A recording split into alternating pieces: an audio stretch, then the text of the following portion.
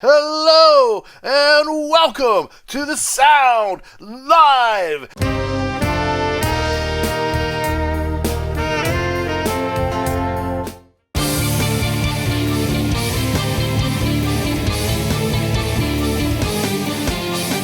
I've got below me Kyle Walls. Kyle Walls is a really cool guy. He's a singer, songwriter. So this new project is called Mask, and I'm aiming for an April 2022 release. Another heavy rocker, Evelyn Holland. How you doing today, Eve? What's your latest? Did I mention I released an album that I recorded vocals for? Cold Light Oracle.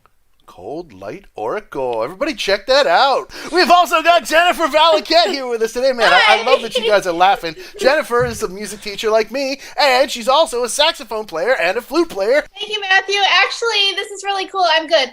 I did some classical flute last week. Isyana, Sarasvati, and Deadsquad. So Deadsquad has been in the comments many times.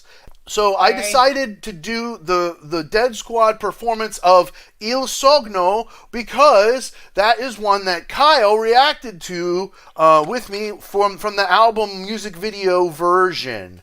And so since Kyle is familiar with it, a lot of these comments were on that video, but some of these were on other Isyana videos saying, check it with Deadsquad. Show Eve. Check it with Deadsquad. Show Kyle. Check it with Deadsquad. Show Jen. Right, seriously, especially the most was show Eve. Show Eve Deadsquad. Eve will love Deadsquad. Nice. So it's like, okay, all right, why not? And I think it'll be cool because, like, although death metal's not my favorite genre, Isyana Sarasvati seems to be just incredibly, impeccably talented, and like her ability to make the music sound incredible has been just like second to none so far. These types of collaborations can really go two ways. It's either a really good mix of the two genres, or it's complete trash. Yeah. Because sometimes it just doesn't work, and I mean, like, there's no real getting around that. It's just it's a hit or a miss. Everybody hit that like button.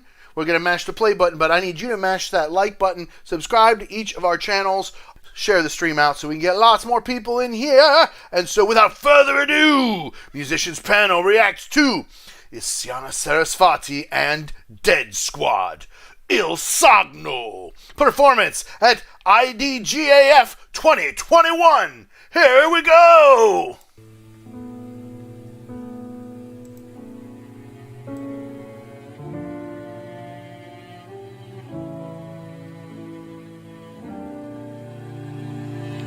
Question every second when I'm dreaming, I feel it alone. Il sogno,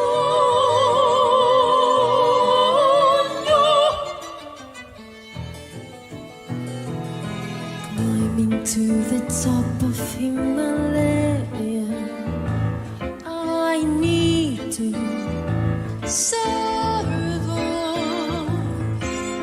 all of the scenes they keep on playing, running around in never-ending ocean.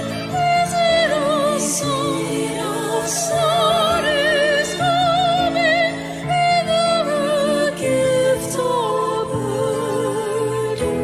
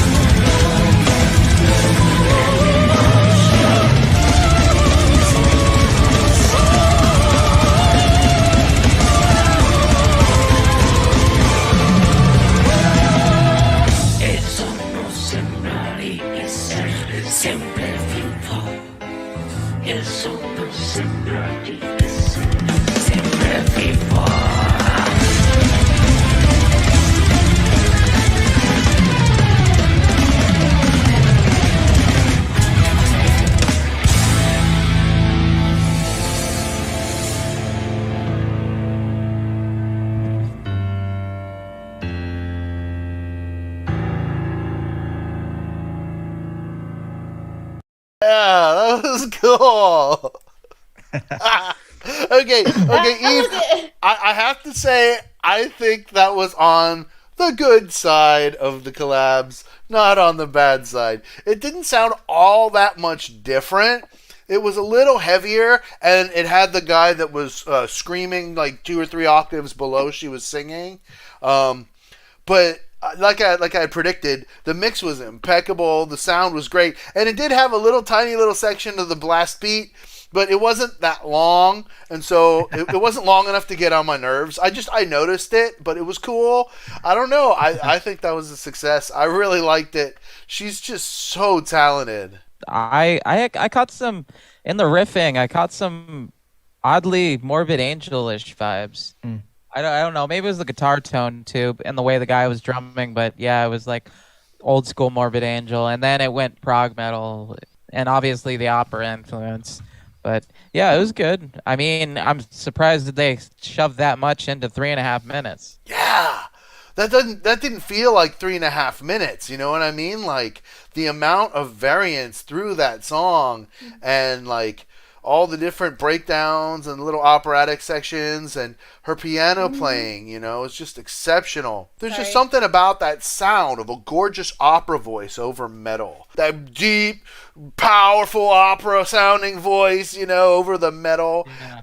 I love it, man. And she's so good at that. Just soaring over. Like Eve mentioned the guitar. I really was interested when the guitar and drums, you know, when the band kicked in. Seeing the singer from that band, not hearing them, I was like, oh, the bruh's looking like Fred Durst up in there with the bucket hat. It was kind of, I didn't know what to expect. You know, and you know, he came in with the appropriately growly death metal vocals. I thought it was cool. I was really distracted looking at their gear because a lot of their gear was very, very high end. And I know people like talking like about Alip's guitar. Oh, he uses the cheapest guitar possible. He doesn't. Or like Josephine Alexandria. Yeah. And like, you know, those Kemper modeling amplifiers and the tone that they're getting. And then the production, I was very curious where they were. Because I did a quick look and couldn't find anything for the IGAF 2021 or whatever.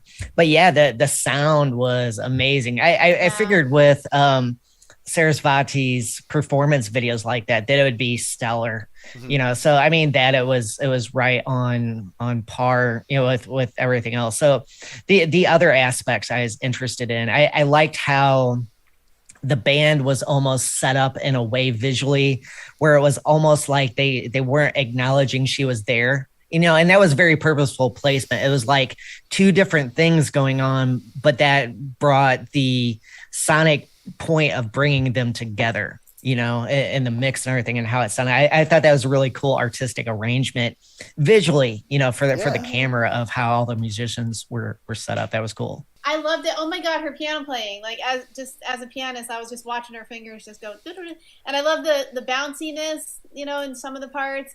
And then the guy's raspy voice, that was cool. Like, and I just wondered, does that hurt your voice, or does he sing like with the training you did, Matthew? It depends on how you do it.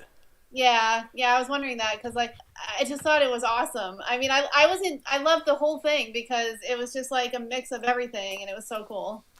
Yeah. Let's just talk real quick, Kyle, about how it was different from the original Isyana Sarasvati single version.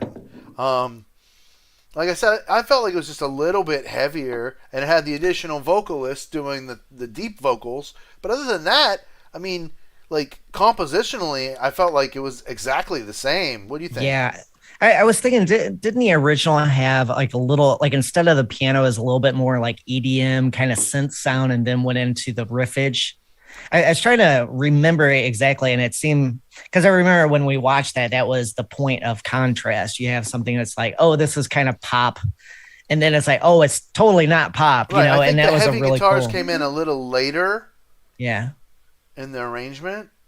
Yeah, I liked, you know, comparing to the original, it was, you know, of course, seeing the people actually perform is cool and different. Yeah. But the points of contrast, you know, between the piano and the band, and the band working together in concert, you know, to add some like juxtaposition between her singing and the piano.